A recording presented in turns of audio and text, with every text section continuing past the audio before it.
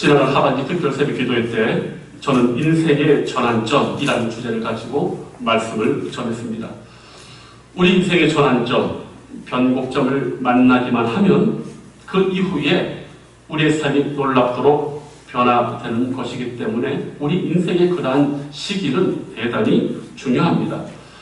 이삭에게는 삶의 전환점이 그랄 땅이라고 봅니다.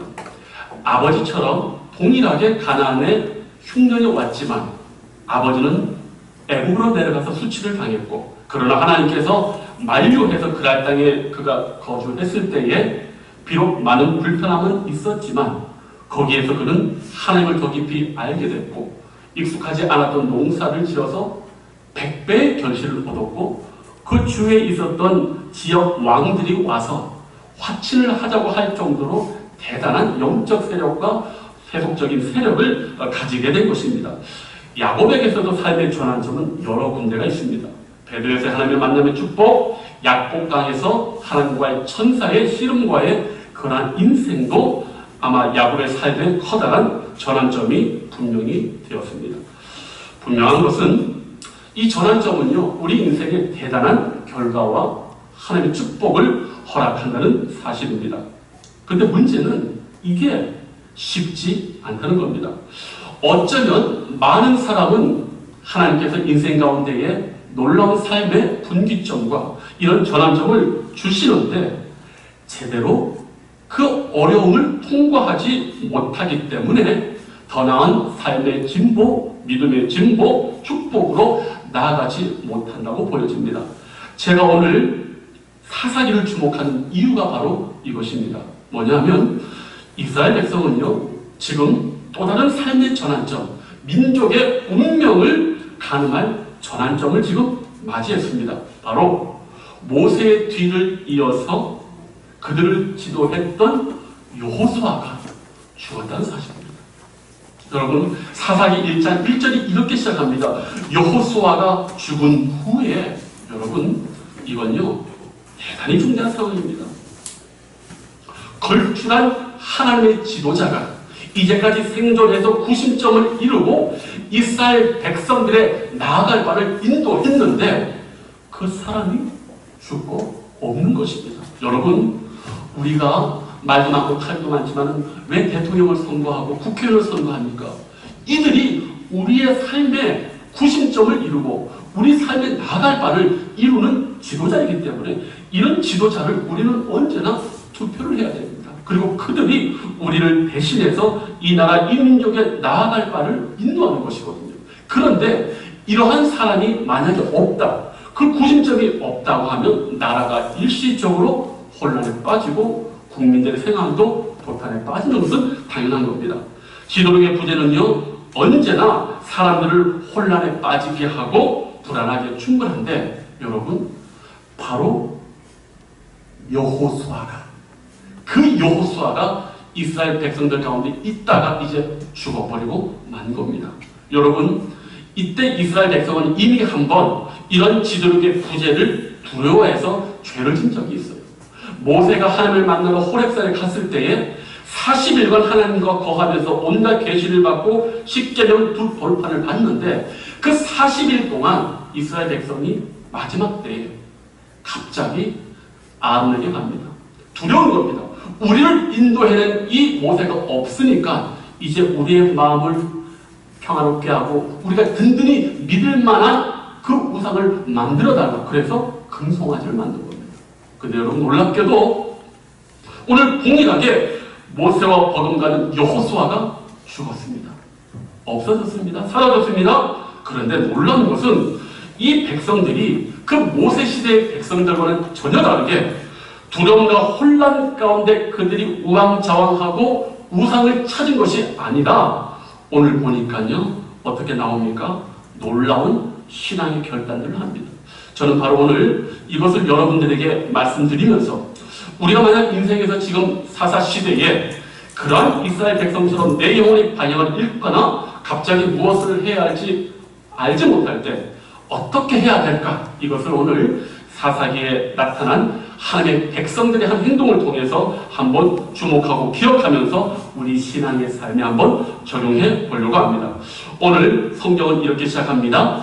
여호수아가 죽은 후에 이스라엘 자손이 여호와께 여짜와 이르되. 여러분 놀랍지요?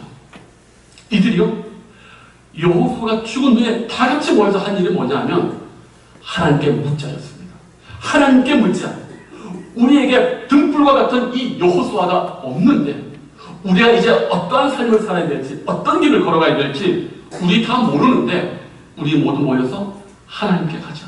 그리고 묻자라고 이렇게 말합니다. 여러분 놀랍지요? 이스라엘이요 하나님 가르쳐 주십시오. 이 상황 가운데 어떻게 행동해야 될지 알려주십시오 라고 이렇게 말한 겁니다. 여러분 여기서 좀 의문이 드실 거예요.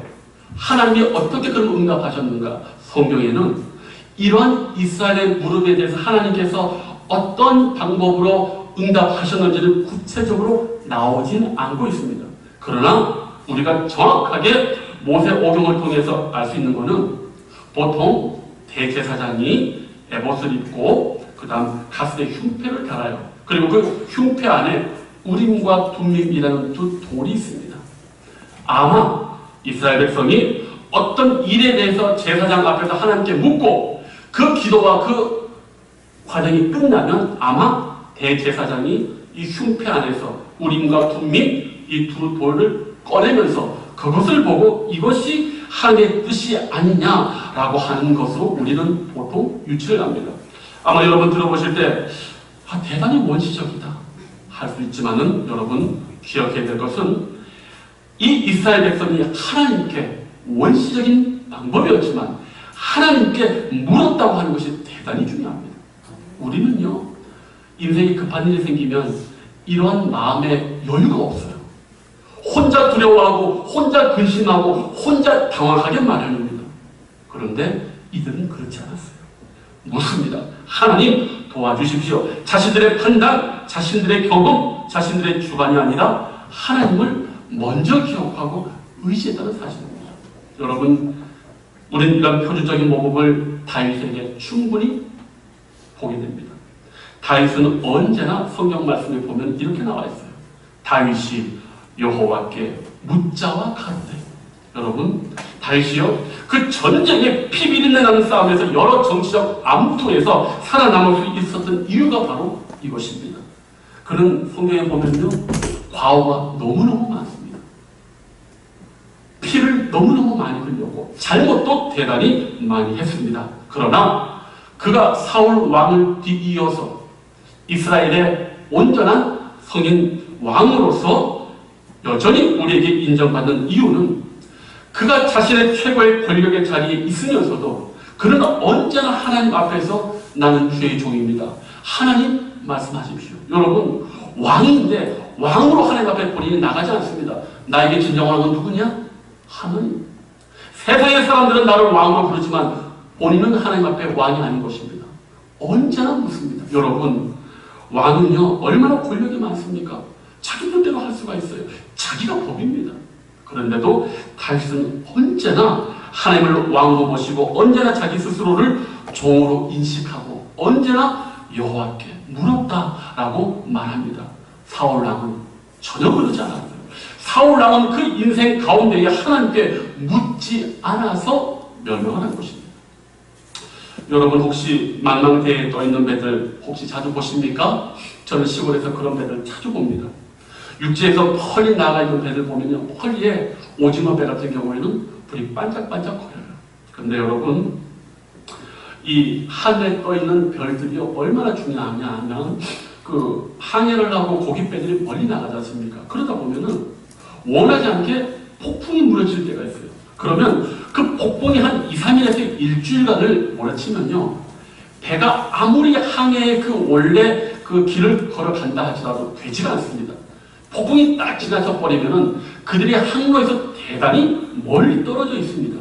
그럼에도 불구하고 그들이 그 항로를 온전히 다시 돌아와서 그들이 성공할 수 있는 이유는 뭐냐면 하늘에 떠있는 북극성 별들이라든가 그들의 어떤 그 지리적으로 가까운 별들과 자신들의 위치를 늘 일정하게 이렇게 뭡니까? 바라보고 유지하면서 그들이 망망대해에서 그들이 온전히 살 수 있는 이유입니다.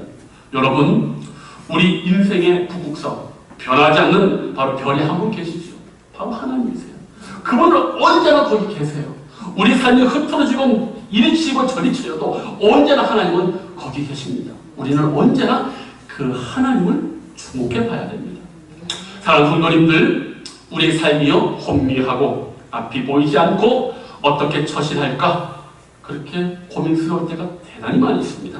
그럴 때마다 여러분 더욱더 주 앞에 엎드려 그분의 뜻을 물으시고 그분이 내 인생 가운데 친히 함께 해주시고 길을 인도해 주시기를 언제나 물을 수 있는, 기도로 물을 수 있는 저와 여러분 되시길 축복합니다. 이제 두 번째로 살펴볼 것은요, 이 이스라엘 백성들이요 묻고 그냥 가만히 있은 게 아니라 놀라운 것은 새로운 도전을 감행합니다. 여러분 보십시오. 1장 1절에 여호수아가 죽은 후에 이스라엘 자손이 여호와께 여쭈어 이르되 우리 가운데 누가 먼저 올라가서 가나안 족속과 싸우리이까? 여러분, 사실 지금 이 시기는요 태평의 시대입니다. 여호수아가 이미 가나안 중부 여리고를 돌파하고 중부를 중심으로 남북을 지금 완전하지는 않지만 대부분 복속을 했었고 12지파에게도 다 이렇게 땅을 할당했습니다.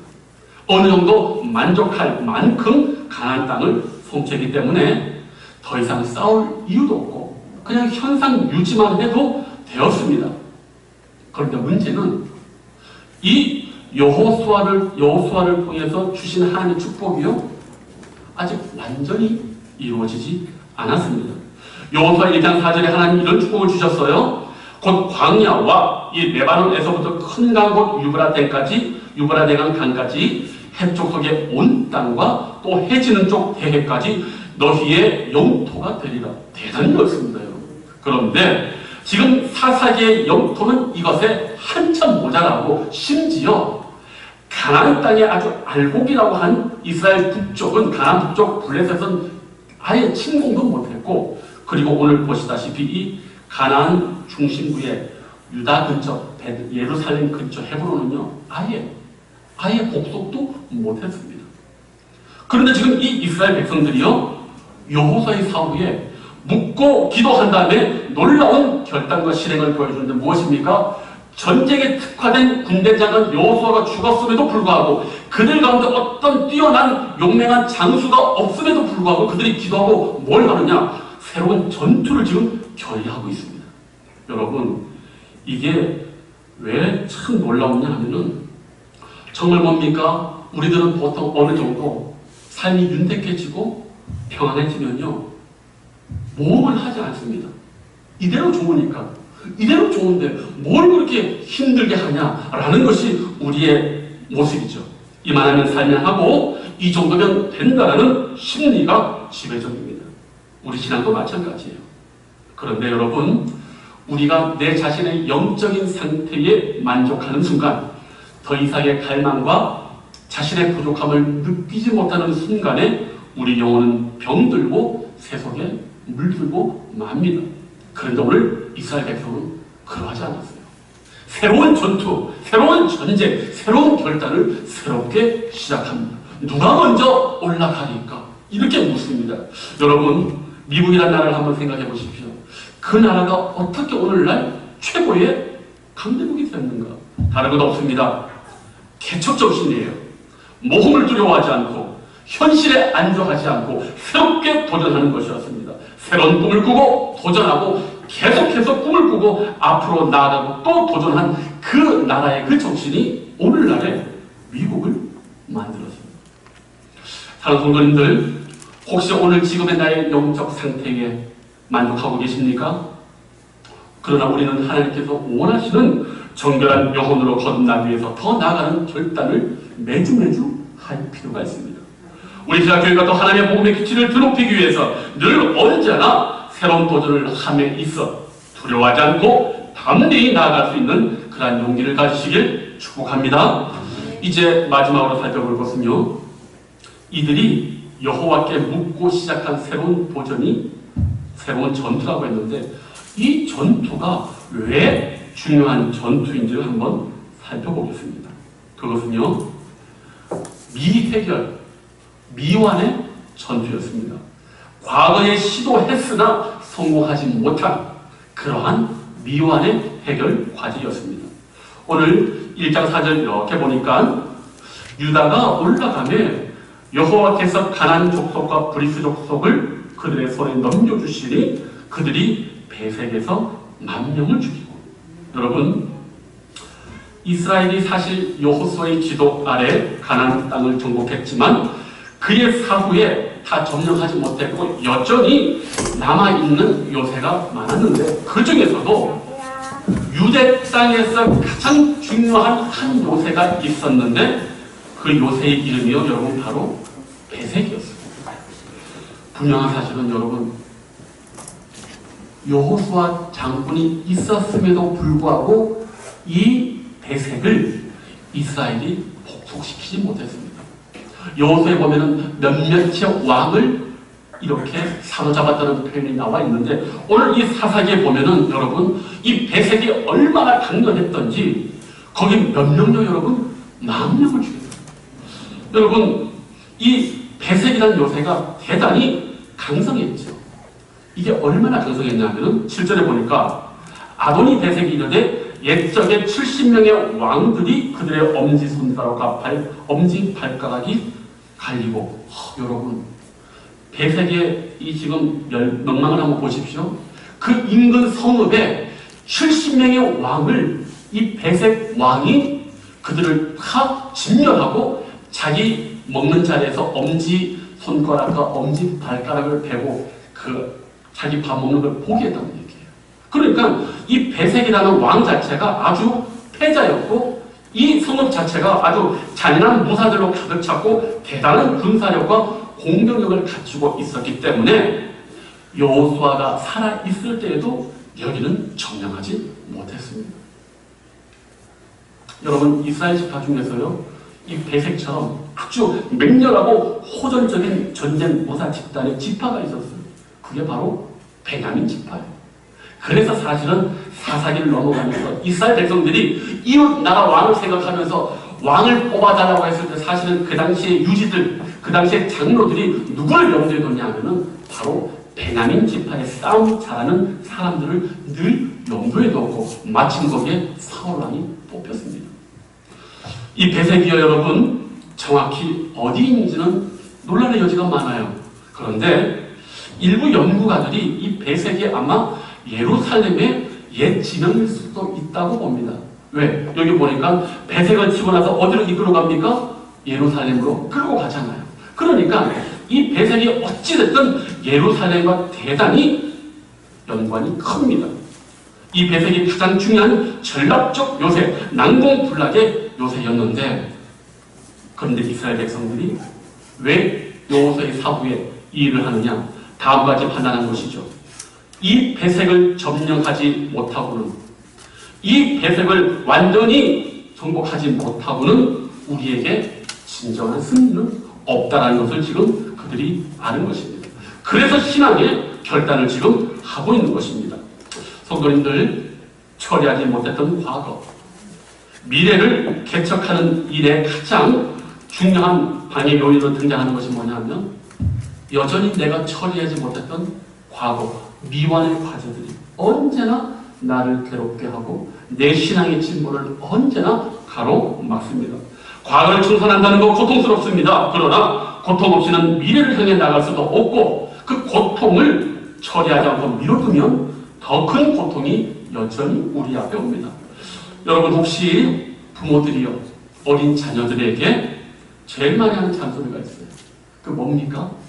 뭐하고 놀아라? 예배하고 놀아라? 아니죠. 숙제하고 놀아라. 부모님은 아는 거예요. 숙제를 하지 않고 노는 내내 그 아이의 마음이 평안하지 않다는 걸 아는 거예요. 우리 다 알지 않습니까? 숙제를 해야 되는데 하기는 싫고 나가 놀아도 노는 게 아니에요. 이것은 해결해야만 되는 거예요. 우리 부모님들은 너무 그걸 잘 알고 있는 겁니다. 그렇기 때문에 아이들에게 네가 숙제만 끝내면 얼마든지 그 남은 시간이 행복한데 왜 그 미완의 숙제를 남겨두고 놀아도 놀지 않는 것 같은 그런 어려움을 초래하느냐. 그래서 부모님은 알기 때문에 숙제하고 놀아라 라고 이렇게 말을 하는 겁니다. 여러분, 우리는 어떻습니까? 우리들 스스로도 해결해야 할 내 자신들의 문제들을 자꾸 미루지는 않습니까? 아직도 우리 각자에게는 해결하지 못한 숙제가 분명히 있을 겁니다. 생각하기조차 싫고 다투지도 않고 또 덮어두고 있는 그런 문제들 우리는 압니다. 내 자신은 다 그런 것들을 가지고 있어요. 그러나 여러분, 이것은 반드시 해결해야 되고 반드시 처리해야 되는 겁니다. 그리고 우리들 각자에게 이런 강박관념에서 벗어나는 유일한 길은 바로 이스라엘 백성처럼 도전하여 해결하는 것입니다. 그러할 때만이 우리 인생은 그 압박에서 자유함을 얻을 수 있고 우리 영혼은 진짜 하나님 앞에 행복한 삶을 살 수 있다는 것입니다. 사랑하는 성도님들, 오늘 우리가 이 이스라엘 백성들을 보면서 지금까지 해결하지 못한 나만의 미해결의 숙제가 있다면 오늘 이 말씀을 통해서 지금이라도 늦지 않았으니 용서하지 못한 사람이 있습니까? 늘 괴롭습니까? 용서할 수 있는 그런 은혜를 구하십시오. 오늘 분명히 믿음으로 해야 되는데 여전히 하나님 앞에 서운하고 하지 못한 게 있습니까? 여러분, 언제나 찜찜하게 잊지 마십시오. 분명히 그 소원과 그 기도 이루시길 바랍니다. 이스라엘 백성들 바라보십시오. 여러분, 현명한 결단을 내려요. 저는 왜 이들이 이런 현명한 결단을 내렸을까를 한번 곰곰이 생각해 봤습니다. 여러분, 지도를 보시면 아시겠지만은 이 예루살렘과 헤브론과 이쪽은요, 정말 유다의 중심부예요. 그런데 거기만 빼놓고 다 이렇게 둘러싼 게 이스라엘 백성입니다. 아마도 이 이스라엘 백성들은 그것을 생각했을 것입니다. 지금은 우리가 강성하고 지금은 우리가 유지하고 있는데 우리의 자녀들이 혹시라도 힘이 약해졌을 때에 이들이 바로 자신들 영토의 중심부에서 나와서 자신의 후손, 자신의 자녀를 해칠 것을 그들은 분명 아마 생각했을 것입니다. 그렇기 때문에 그들이 힘이 있고 믿음이 있을 때 새로운 도전을 믿음으로 감행했다고 봅니다. 자신들의 후손을 위해서 항상 위험 요소였던 베색과 예루살렘을 당대히 점령해서 후손들에게 어려움을 겪지 않도록 우리의 자녀들이 지금 우리처럼 고생하지 않기를, 눈물에 젖은 빵을 먹지 않기를, 그리고 외세의 침략에서 노예가 되는 비참한 상황이 재발하지 않도록 하기 위해서 지금의 적과의 평화로운 상태에 안주하는 것이 아니라 하나님의 약속의 말씀을 믿고 그 어려웠던 미완의 과제를 오늘 드디어 수행한 것으로 보입니다.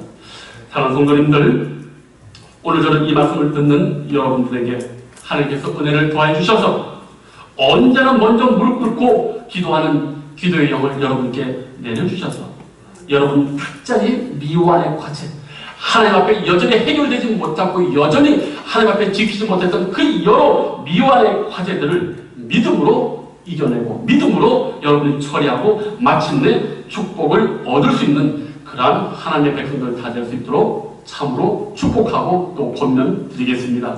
이 은혜가 여러분에게 있기를 축복합니다. 기도하겠습니다. 아버지 하나님, 오늘 이스라엘 백성은 걸출한 하나님의 사람 여호수아가 죽은 후에 놀라운 신앙의 결단과 도전을 이어나갑니다. 하나님 앞에 기도하고 그들의 미완의 과제를 오늘 완전히 해결하는 것을 보게 됩니다. 주여, 우리도 우리 신앙의 온전한 도약과 내 인생의 분기점 앞에서 기도하고 결단하고 하나님께 소원하는 것을 온전히 이룰 수 있는 복된 은혜를 주여 더하여 주시옵소서. 감사를 주님께 드리옵고 예수님의 이름으로 기도하옵나이다. 아멘.